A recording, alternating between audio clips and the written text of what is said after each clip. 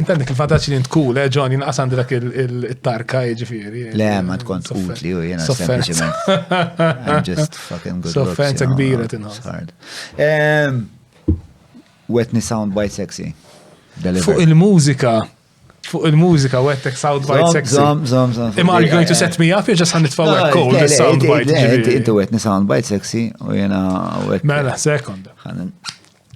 Mela John saqsini għalli inti tħobbu l-hip-hop, cheers. Għabel il-soundbite sexy.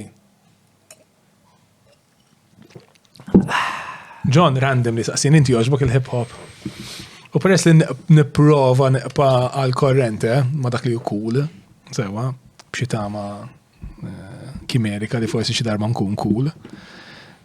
Tama America is beautiful. Tama America is beautiful. Il-jokes apart, il-hip-hop nisimaw u actually jġobna ħafna, per esempio, Kendrick Lamar jġobna ħafna, it-nejli aħna jġobna ħafna Childish Gambino, Donald Glover, jġifiri, ħafna artisti fil-hip-hop. Il-hip-hop bħalissa għaddej minn fazi, jina li huwa ma nafux daqs kem tafu inti, imma jina bħala xat li wara relative amount outsider jidilli għaddej isu minn xi forma ta' golden age.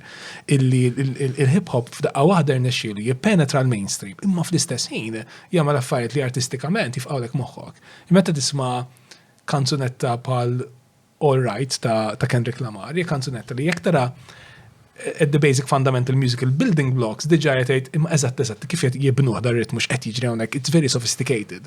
Fl-istess ħin hija kanzunetta li tista' tindaq fuq ir-radio u tifqa' l-airways u fl-istess ħin għandha wkoll messaġġ nuanced u sofistikat soċjali delivered b'lingwaġġ poetiku. Ġifieri dak huwa isu kull ma qatt tista' tixtieq li tagħmel f'kanzunetta f'daqqa, jiġifieri.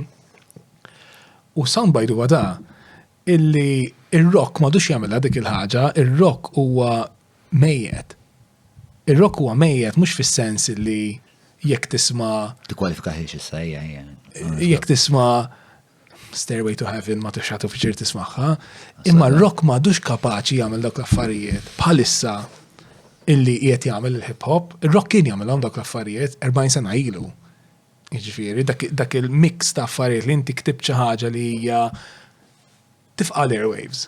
Dik importanti wkoll. Importanti tagħmel tikteb affarijiet li n-nies jogħġbuhom li m'hemmx għalfejn jkun professur tal-mużika biex tgħu pjaċir, jiġifieri, li tifqa' l-airwaves. Xi ħaġa li għandha xi ħaġa xi tgħid relevanti u xi ħaġa li mużikalment qed tagħmel xi ħaġa interessanti, dak huma l-goals ta' mużiċist u ġvera. Bħalissa fil-hip hop dak l-affarijiet jiġru u isu hemm tużżani ta' nies qed jagħmluhom f'daqqa daw, il-klikka ta' Kendrick Lamar daw il-Flying Lotus people, il-label tagħhom jiġifieri. Issu talent ma jispiċċa qati reġ minnhom dan nies jiġifieri, fir-rock m'hemmx. Meta inti tara l-iktar rock bands li tisma' dwarhom fil-medja in ġenerali ikunu nies bħal il-Maneskin u hekk jiġifieri jew x'isimhom il-Greta Van Fleet. Jiġifieri bands di terzo grado li qegħdin jirriċiklaw idejat ta' 40 sena ilu. Issa xorta probabli tarhom live tuħu sta' jiġifieri huma jkunu dedikati u professjonali, kollhom diska tajba jew hekk lemulaw, mhux qed ngħid le, imma m'hemmx l-istess vitalità. Ġifieri fuq naħa mill-aspett ta' dik it-tip ta' kreattività, ir-rock huwa mejjed, mentri l-hip hop għaddej minn golden age. Sa forsi 20 sena oħra affarijiet jinbidlu. Jiġifieri bħalissa hemmhekk qegħdin. L-assessment tiegħek għamlu David Bowie jidher li xi 20 sena ilu fejn qal preċisament l-istess ħaġa biex l-aktar ħwejjeġ li rock tipo is either dormant. I forgot the quote. Can you find the Bowie's naf li kontra qalbek ħafna bon. Ma tista' sibna għal quote. David Bowie. Le ma xqal fuq ir-rock fil-kontest tal-hip hop. Li speċa kienet għal bejżur l-istess affarijiet. Ibni 20 sena naħseb ir-rock xorta kienet għandu ċerta vitalità ta' fih. Però kien hemm ċertu edge fil-hip hop li forsi int ma kontx daqshekk familjari magħha. Da dubju. Li s-soundscapes li kienu qed joħol u minn kelli pereżempju ritmikament u ma kienux sofistikati daqs kemm Kendrick Lamar. Però kienu isiru ċertu esperimenti li żgur kienu iwittu t-triq għal nies bħal Kendrick Lamar, Flying Lotus, J. Cole, ma nafx intix familjari ma' J. Cole. L-istess, I guess, palma il-golden age tal-rock and roll tas-sittinijiet u s-sabajnijiet, għajmin bniet fuq kunċetti li kienu għadin jiġu sviluppati matul 20 sena ta' qabel, ġvera. Yeah. I think hip hop is actually one of the most challenging things that's happened in music in a long time. Possibilment dak l-unika żball li qatt tagħmel David Bowie. Al-hairstyle it tajt, Yeah, għal-kop. I tend to agree. Because it should have double, double marks. Yeah, so your favorite album ta' Kendrick? Nasab ħankun ovvjunate to Pimp a Butterfly. Because that's a fact, bro. It's like, which is the biggest mountain, Mount Everest? Jina li To Pimp a Butterfly jisu wieħed minn dawk l-albums li huma Stone Cold Classics li isek qed titkellem jien naf isek qed Dark Side of the Moon jew Sgt. Pepper's, jiġifieri jiena li għandu jkun wieħed minn dawk l-albums li meta jiktbu it-top 100 albums of all time ir-Rolling Stone li ħorġu dik il-lista tagħhom x'imkien hemmhekk fl-20 għandu jkun. Jiġifieri huwa album kif ħanpoġġiha, jiġifieri illi mużikalment unquestionable, jiġifieri.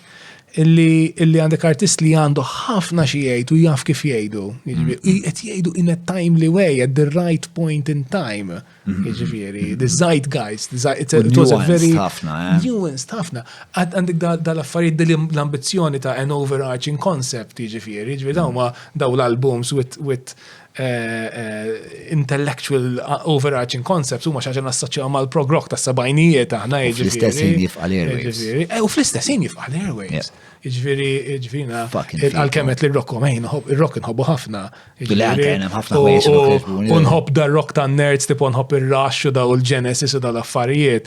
Imma da ma kienx laqqas fl-aqwa tagħhom ma kontx ikun number one fiċ-charts u daw l-affarijiet. Mentri kien jkun number one fiċ-charts jiktib kanzunetta pal DNA vera 3 minuti nofs, jiġifieri, ma l-intensità tagħha hija straordinarja, jiġifieri.